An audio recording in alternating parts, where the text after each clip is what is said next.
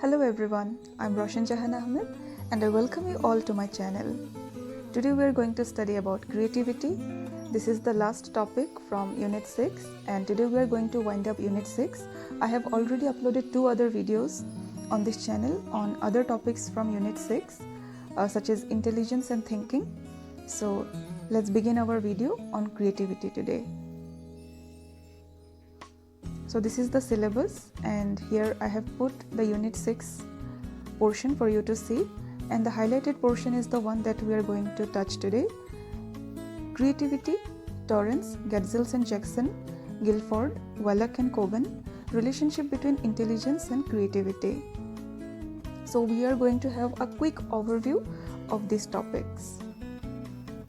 So first let's see what Torrance has to say about creativity. So Torrance developed the Torrance test of creative thinking in 1966, and the test was scored on the following factors. One is the fluency factor, and it shows how relevant and meaningful the ideas are, or the responses given by respondents are. Then we have originality, and originality means the statistical rarity of the responses. So not many respondents respond in the same way if the response has to have originality. Then we have elaboration, and elaboration shows the amount of detail in responses. Okay, so how detailed the responses are, that is the elaboration of the responses. So a test of creativity as given by Torrance is scored on fluency, originality and elaboration. Previously this test also had another factor which was flexibility, but then it was done away with. Now another important point here is the threshold hypothesis, and this is a very important topic. Why? In this particular unit we have this topic called the relationship between intelligence and creativity, and threshold hypothesis basically highlights the relationship between intelligence and creativity. So if you face a question such as this, that what is the relationship between intelligence and creativity, then you can quote the threshold hypothesis of Torrance. Let's see what the threshold hypothesis states. So it states that a high degree of intelligence appears to be a necessary but not sufficient condition for high creativity, and there is a positive correlation between intelligence and creativity, but this correlation disappears for IQs above a threshold of around 120. So till the score of 120 IQ, we can say that intelligence and creativity are fairly related.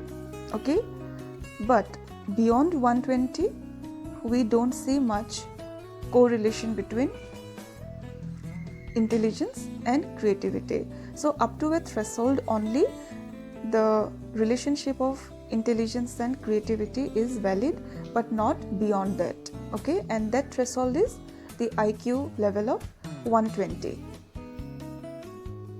Now let's see what Getzels and Jackson have to say about intelligence and creativity. So in 1962, Getzels and Jackson conducted a study among high school students, and they concluded that high IQ and high creativity tend to be mutually exclusive. So here is a contrary viewpoint. Okay, unlike the one provided by Torrance, Getzels and Jackson opine that IQ and high creativity are not related as such. Okay, they are mutually exclusive. Now let's come to Guilford's viewpoint on creativity. Now Guilford and his group in 1967, they were the pioneers in the field of creativity testing. Guilford worked extensively on divergent thinking.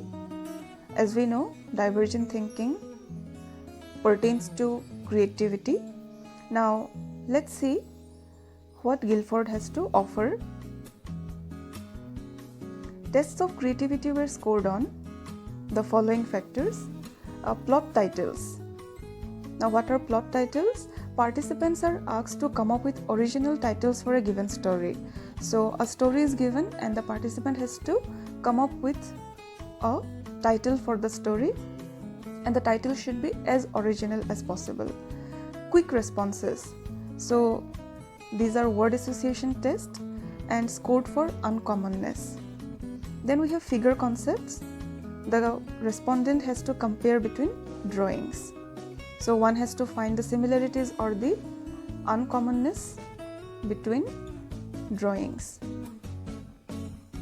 Actually, the tests of creativity are often game-like. Okay. Then we have unusual uses. Finding unusual uses for common objects. For example, in the Torrance test of creativity, when they ask for unusual uses for common objects, they use objects such as tin cans and books. So they may ask the candidate to come up with unusual uses of tin cans and books. But in the case of Guilford's test of creativity, they used bricks.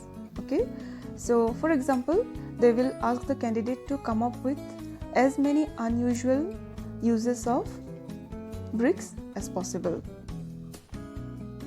Then we have remote associations. So in this section of the test, the candidate is asked to find a word between two given words. So for example, the two words provided are wrist and stop. Now these words are unrelated, wrist and stop, but the candidate has to find a word which is common to both these unrelated words. For example, a word which is common to wrist and at the same time common to stop. Now the word that comes to your mind in this case is watch, isn't it? So wristwatch, stopwatch. So we can put the word watch in between wrist and stop as a common word for both wrist and stop. Okay, so this is all about remote associations. Then we have remote consequences. Remote consequences, we have to generate consequences for unexpected events. For example, if the examiner asks you to generate consequence for an unexpected event such as the loss of gravity, so you have to come up with consequences which are interesting at the same time and uncommon for unexpected events. So for example, loss of gravity, you have to come up with the consequences which can occur as a result of loss of gravity. So this is all about remote consequences and also about Guilford's test of creativity. Now let's go to Wallach and Kogan's. Now let's see what Wallach and Kogan have to say about creativity. Now they came up with battery of tests and it was developed in the year 1965, and this battery of tests consisted of 3 verbal tests, which are instances test, alternate uses test and similarities, and 2 visual tests, pattern meanings and line meanings. Now what happens in the instances test is that the candidate is asked to come up with a response for this particular task. For example, name all the round things that you can think of. Okay, this is an instance that you have to think of all the round things in the world and you have to come up with quick responses and as many responses as you can to offer for all the round things that you can think of.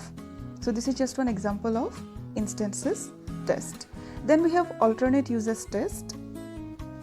In the alternate uses test, what happens? Let me give you an example that the tester may ask the testee to respond to, tell me all the possible ways you could use an automobile tire. So this is an alternate use test where the candidate has to think of all the possible ways of using an automobile tire. Similarities test. An example of an item for this test would be this: tell me how orange and apple are alike. Okay, so you have to think of all the possible similarities between 2 objects. So this is all about the verbal test for Wallach and Kogan's battery of tests. Now let's see the 2 visual tests for Wallach and Kogan's test of creativity, pattern meanings and line meanings. And if I have to explain pattern meanings and line meanings, you can think of the Rorschach-Inkblot test. We have certain vague figures on the basis of which we have to come up with responses to those figures. we have to respond what comes to our mind as we see those figures. Same is the case with the visual test for Wallach and Kogan's test of creativity, that is the pattern meanings and the line meanings. So here certain patterns are given, for example a zigzag pattern, and you have to think what comes to your mind immediately as you see the pattern and respond. Okay, and in the same manner line meanings, so a particular line figure you have to come up with a response, that means what you think of as soon as you see the line. So this is all about the visual tests of Wallach and Kogan's test of creativity, and here we wind up the unit on thinking, intelligence and creativity. And thank you for watching till the end. Please like, share and subscribe if it was helpful to you, and keep watching. We'll meet again. Till then, take care. Bye bye.